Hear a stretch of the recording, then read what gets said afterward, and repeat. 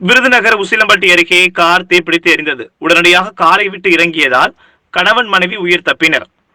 சென்னை பெருங்குளத்தூரைச் சேர்ந்த கிருஷ்ணமூர்த்தி, அவரது மனைவி சர்மதி இருவரும் நாளை திருநெல்வேலியில் நடைபெறவுள்ள தமது உறவினர் வீட்டு திருமணத்திற்கு செல்வதற்காக நேற்றிரவு மதுரையிலிருந்து திருநெல்வேலிக்கு செல்லும் வழியில் விருதுநகர் அருகே உசிலம்பட்டியில் கார் என்ஜினிலிருந்து திடீரென புகை கிளம்பியதை பார்த்து இருவரும் காரை விட்டு இறங்கினர்.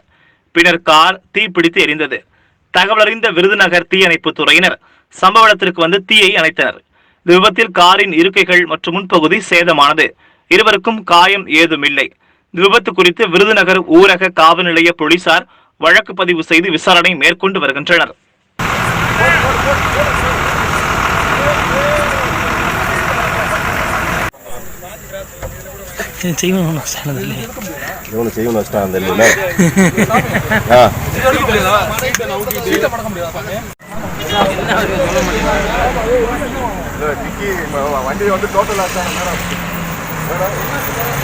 போனா விழுந்து அப்போ நம்ம மாவட்டத்தில் நைட்டு தூங்க விட மாட்டேன். நம்மளை